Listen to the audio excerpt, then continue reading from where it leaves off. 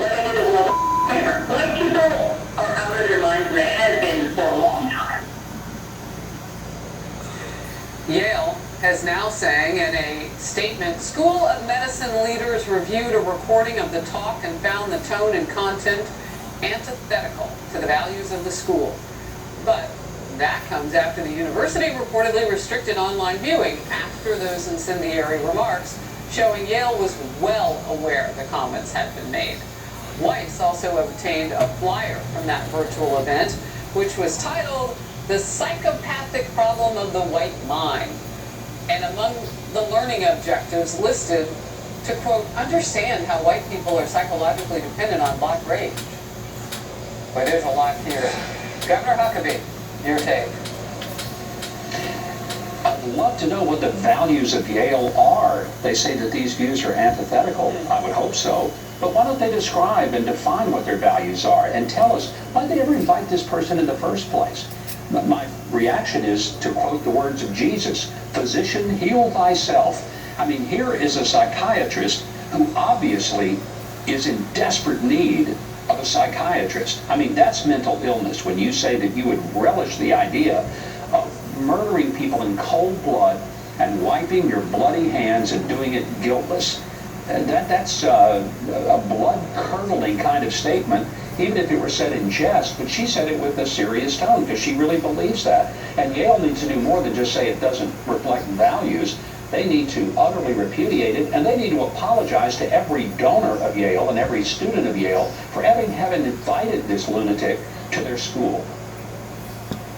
You know, Tommy, I kind of go in two different directions with this. Yes to everything Governor Huckabee said, and then also, and the other direction is, how did the school get to the point where, as the governor just put it, they didn't apologize? Is there an underlying tone that unless racism is going in a certain direction, because let's just call this what it is, yes, psychopathic language and racism, but unless it's going toward people of color perhaps or racially diverse, does it not count?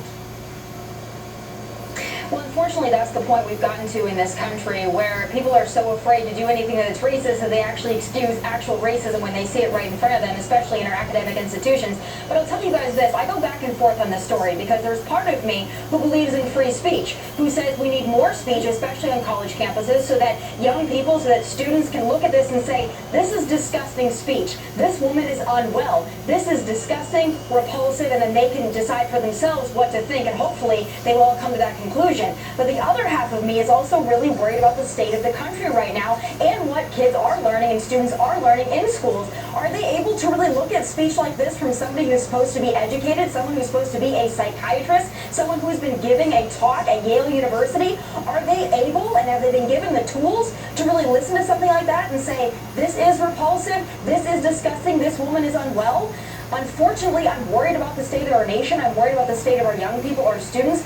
Are they able to listen to this free speech and realize how disgusting it is? Or have we had such a culture in this country where this is excused from a certain side, as you mentioned, Harris, that young people aren't really able to decipher? So I think it's a toss-up on this. But, you know, I also will say, this was a lecture, an academic lecture. This wasn't just a speaker coming to campus. I've gone to several campuses where people have told me I'm unwelcome, that they've tried to get my speech canceled, and this was speeches that I've done that have been outside of school hours, that have not been an educational experience, but rather a speech after hours in an auditorium. So this was a classroom education, if I'm not mistaken. So there's a big difference here, and the liberals really need to answer for their arbitrary restrictions on free speech and what exactly they want to co-sign and sponsor here. So, Tommy, I mean, what you're saying about free speech is exactly true, and that's where we all live, and more words are better, so on and so forth. The qualification comes when the psychiatrist then says, well, you know, my words were taken out of context, and they were used to be, you know, provocative. Yeah, but you meant them, as Governor Huckabee said. Does any of that other stuff matter? Emily? Yes, that's exactly right. And Tommy, to your point, I'm a professional that has to upkeep with licensure in the state of Washington and California, and this was a required, this class went toward credits for those medical school students to go toward a certain requirement. So, these weren't children here, these were medical professionals. And the larger question which Governor Huckabee raised is, what was Yale doing in the first place inviting her? This woman says, she said, quote, Yale should not have been surprised because they knew the topic, they knew the title, and they knew the speaker. She's absolutely right, guys. I looked back and her social media is filled with videos that, in their words, include imagery of violence or racism against any group and profanity, not to mention unprofessionalism and a disrespectful tone. Now, of course, as we pointed out, they said it's antithetical to the beliefs and tenets of this university, but it was there for them to see. So what were they thinking? She has doubled down. She said that their inability to list the title and the author, she calls it white amnesia, and she says now they're framing me as the violent psychopathic one, but she is indeed doubling down. Yeah, and when she says her words were out of context, look, Barry Weiss did the work. The audio is out there. You can listen to it for yourself. I thought the bigger half of that statement from her, though, was that it was meant to be provocative. Well, it is. Maybe this is how she wanted to light herself up. I don't know. Kaylee, before I come to you, let's go here. Former Professor Dr. Carol Swain says this psychiatrist should no longer be allowed to practice. Let's put that up. She should not be practicing medicine. What she says matters. And so there are lunatics that may be listening to her speech right now that will go out and act on her fantasy. She has planted that in someone's mind. Kaylee, your reaction. Yeah, Dr. Swain's exactly right. Look, to echo Tommy, what is this world coming to? Where we have lost all sense of humanity toward one another. I mean, I was in the airport just the other day and there was an unruly tenant in the store and the cashier just looked at me and said, I think this world is coming to an end, and I can't help but agree with her when I see rhetoric like this at a top university in this country. It's incredible.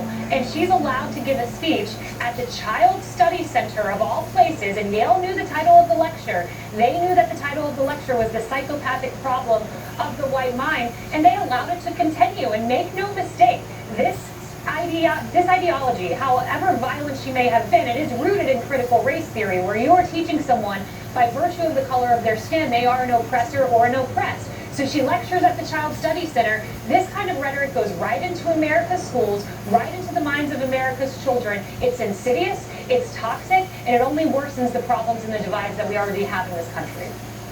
Having said all that, Governor, I just quickly want to come back to you on the point of the free speech. So might there have been an opportunity for Yale University to step up and have a counterpoint of view? Why don't these universities do that? Like, if you're not going to wipe away one, and it's free speech, fine, then how about more free speech with the answer back, the clap back? I don't think they're going to invite Nazis or white supremacists to Yale. That would be free speech. I would be horrified, to have, excuse me, to have people come and advocate that kind of thing. But that's what they basically are talking about here. I think it's just atrocious. All right, we'll move on. Just ahead.